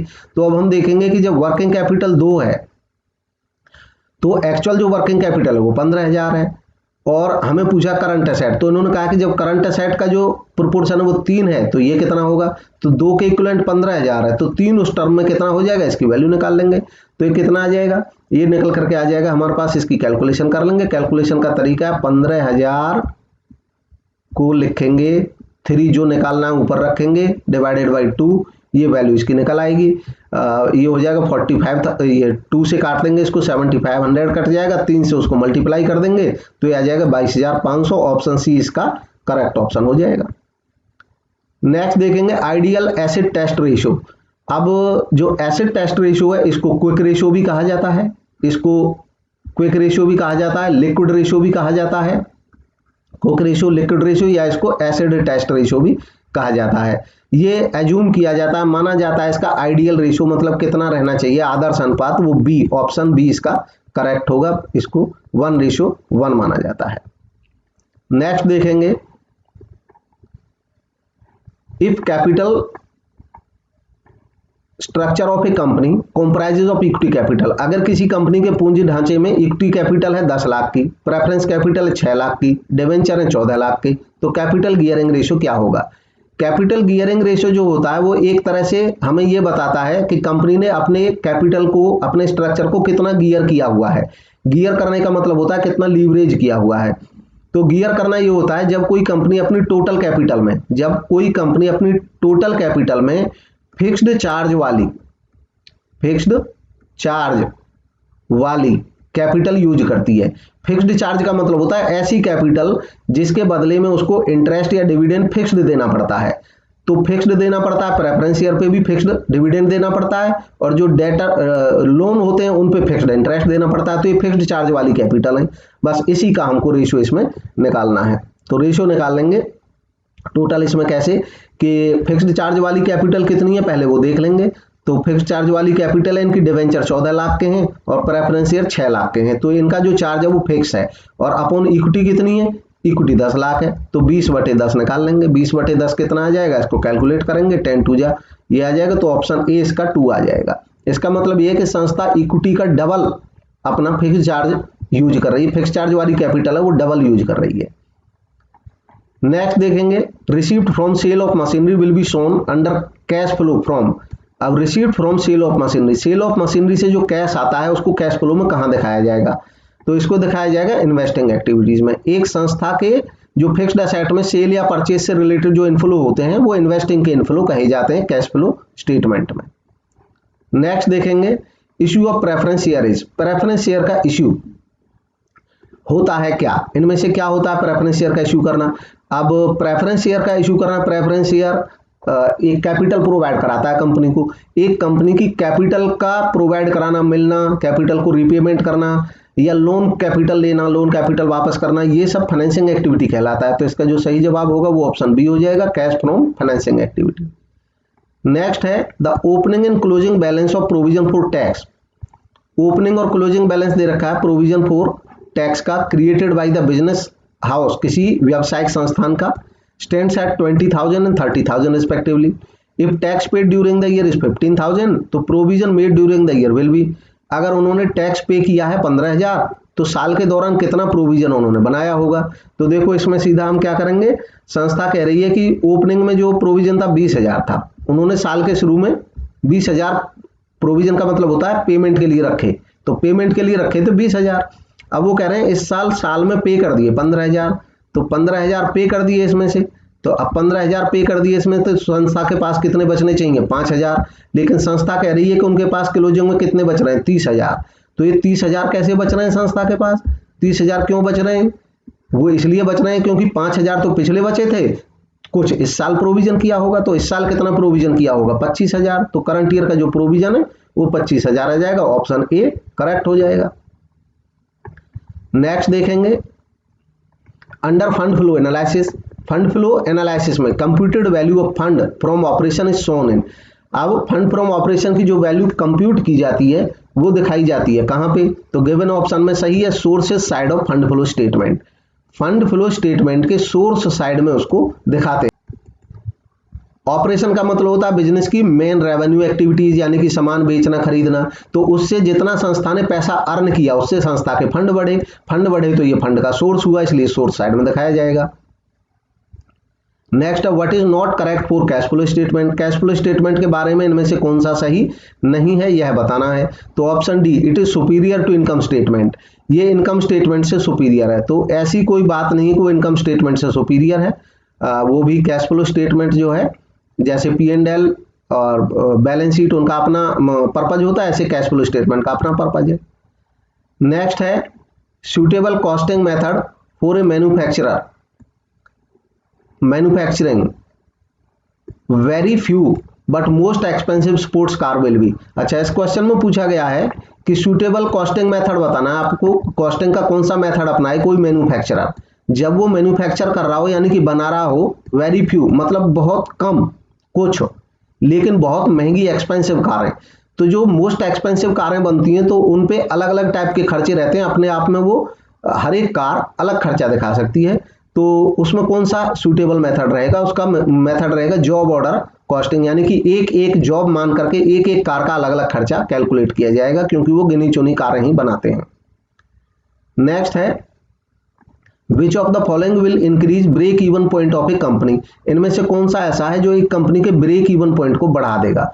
तो गिवन ऑप्शंस में से सही है option D, increase in variable cost. अगर वेरिएबल कॉस्ट बढ़ जाएगी तो कंपनी का ब्रेक इवन पॉइंट बढ़ जाएगा। ये ब्रेक इवन पॉइंट होता क्या है? ब्रेक इवन पॉइंट एक ऐसा पॉइंट होता है जहां संस्था को ना लाभ ना हानि हो रही हो। ये कैसे होता है? अब एक संस्था में दो तरह की कॉस्ट होती हैं, एक होती है फिक्स्ड कॉस्ट और दूसरी होती है वेरिएबल कॉस्ट। फिक्स्ड कॉस्ट तो फिक्स्ड रहती है, जैसे मान लो फिक्स्ड कॉस्ट 10,000 है, तो आप चाहे 1,000 आइटम बनाओ चाहे 10,000 आइटम बनाओ, फिक्स्ड कॉस्ट तो फिक्स्ड ही रहेगी। वेरिएबल कॉस्ट वेरी करती जाती है। मान लो वेरिएबल कॉस्ट 5 रुपया पर यूनिट है, तो जब आप 1,000 सामान बनाएंगे तो 5 रुपया पर यूनिट से आपको 5,000 की वेरिएबल कॉस्ट पड़ेगी और वो 10,000 कॉस्ट फिक्स ही रहेगी। जब आप 5 रुपये से 10,000 यूनिट बनाओगे तो आपकी जो वेरिएबल कॉस्ट है ये बढ़ करके हो जाएगी, यहाँ पे बढ़ करके हो जाएगी कितनी, 50,000 हो जाएगी। तो फिक्स्ड कॉस्ट 10,000 रहेगी दोनों ही केस में। अच्छा, इस क्वेश्चन में जो पूछा था, इसमें पूछा था कि which of the following will increase break even point, increase in variable cost. तो हम दूसरा ऑप्शन लेते हैं। अभी हमने वेरिएबल कॉस्ट को जैसे मान लो 5 थी, अभी अगर वेरिएबल कॉस्ट ये ऐसे समझना पड़ेगा, मान लो फिक्स्ड कॉस्ट है 10,000, फिक्स्ड कॉस्ट जो है फिक्स्ड कॉस्ट है 10,000 फैक्ट्री का किराया, वेरिएबल कॉस्ट रॉ मटेरियल का खर्चा। तो वेरिएबल कॉस्ट हम जितनी यूनिट बनाएंगे उतना लगेगा। वेरिएबल कॉस्ट मान लो पहले 5 रुपये था, तो अभी हमारा जो ब्रेक इवन पॉइंट था ये क्या था? ब्रेक इवन पॉइंट ये था कि अगर हमारी वेरिएबल कॉस्ट निकल जाती तो ब्रेक इवन, ना लाभ ना हानि रहता, हमारा ब्रेक इवन पॉइंट वही रहता है। उससे ऊपर अगर बेनिफिट सेल होगी तो हमें फायदा मिलता है।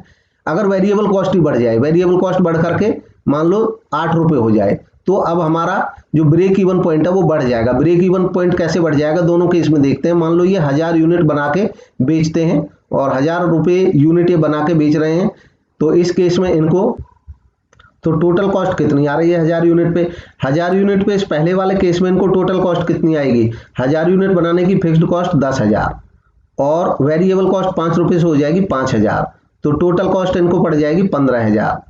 अब मान लो जो सेल प्राइस है सामान का, वो पर यूनिट सेल प्राइस जो है वो 15 रुपये ही है, तो 15 रुपये में ये 1000 यूनिट बना रहे हैं, तो बिक कितने की रही है? 15,000 की बिक रही है और कॉस्ट भी कितनी आ रही थी? 15,000 की। तो ये 1000 यूनिट का जब सेल कर रहे हैं तो ये वो इनका ब्रेक इवन पॉइंट है 1000 यूनिट, यानी कि यहाँ पे इनको ना लाभ है ना हानि। अगर ये 1000 से ऊपर कुछ भी बनाएंगे तो इनको प्रॉफिट होना शुरू हो जाएगा। जैसे 1000 से मान लो बढ़ा करके ये अगर 1200 यूनिट बनाते हैं, 200 और बना देते हैं, तो जब 200 और बनाएंगे तो फिक्स्ड कॉस्ट तो इनकी यही रहेगी 10,000 ही, और जब 200 और बना देंगे तो अभी तक इनको जो 5,000 रुपये मिल रहे थे 1000 के, वो इसको अगर 1200 यूनिट बना ले गए तो 5 पे 6,000, यानी कि ये जो टोटल वेरिएबल कॉस्ट है ये इनकी क्या हो जाएगी? 6,000 हो जाएगी, तो 16,000 रुपये हो जाएगी टोटल कॉस्ट।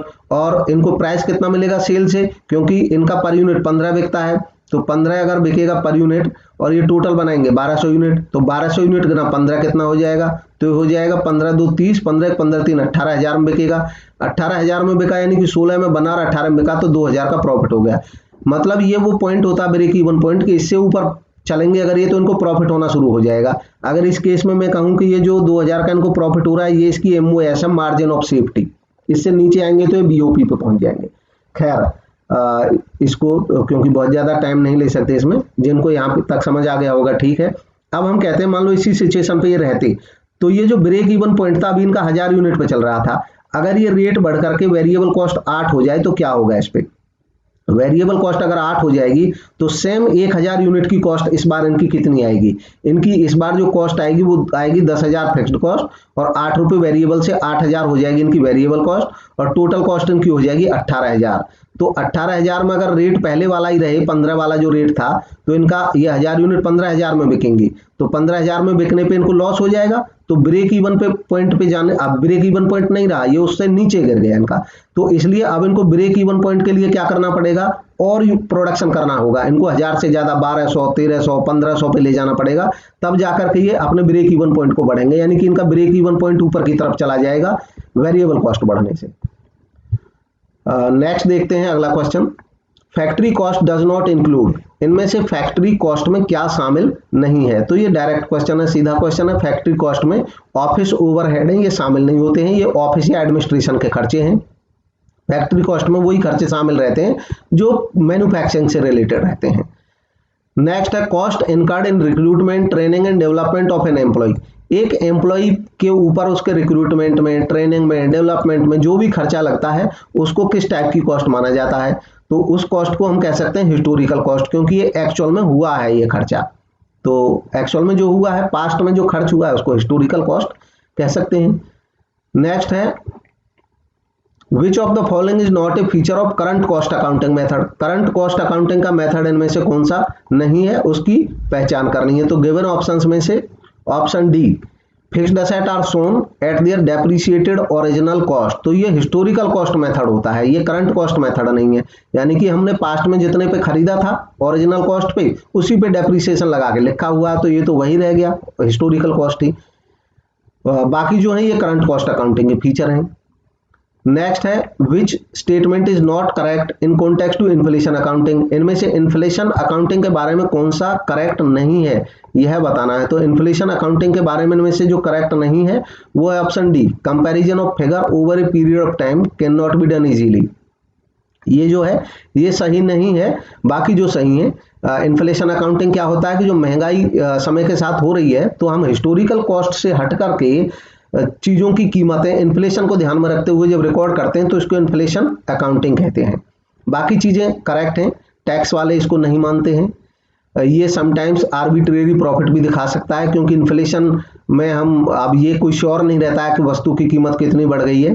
फाइनेंशियल स्टेटमेंट अपनी क्रेडिबिलिटी लूज कर देंगे, क्योंकि लोग अपने हिसाब से कीमत मनमाफिक कम ज्यादा कर सकते हैं, और हिस्टोरिकल कॉन्सेप्ट का ये रहता है कि उसमें एक्यूरेट कॉस्ट लिखी जाती है जितने पे खरीदा गया था, तो उसमें क्रेडिबिलिटी रहती है स्टेटमेंट्स की। Next present value of future earning model was suggested by, तो ये अकाउंटिंग का ही एक मॉडल है, present value of future earning model. ये जो मॉडल है किसने दिया है उनका नाम इसमें बताना है हमें। तो इसमें जो करेक्ट ऑप्शन है गिवन ऑप्शंस में से वो है लीव एवं सिचवार्ड्स ने ये मॉडल दिया था। फैक्चुअल क्वेश्चन है, ऑथर्स के नाम दिए गए हैं। नेक्स्ट था in context to database management system SQL stand for, अब डाटाबेस मैनेजमेंट सिस्टम कंप्यूटर से रिलेटेड क्वेश्चन है। एसक्यूएल का मतलब क्या है, इसमें केवल फुल फॉर्म इसकी बतानी है। तो एसक्यूएल की जो फुल फॉर्म है वो है option B, structured query language. Next है question last, the first electronic spreadsheet, तो ये भी एक फैक्चुअल क्वेश्चन है, कंप्यूटर से रिलेटेड है। पहली इलेक्ट्रॉनिक स्प्रेडशीट क्या थी, कौन सी थी, तो इसमें से सही जवाब है वीजी कल्क, ये सबसे पहली इलेक्ट्रॉनिक स्प्रेडशीट थी। इलेक्ट्रॉनिक स्प्रेडशीट होती है जैसे हम एक्सेल देखते हैं माइक्रोसॉफ्ट एक्सेल में, ऐसे ही स्प्रेडशीट होती हैं अलग अलग सॉफ्टवेयर्स में।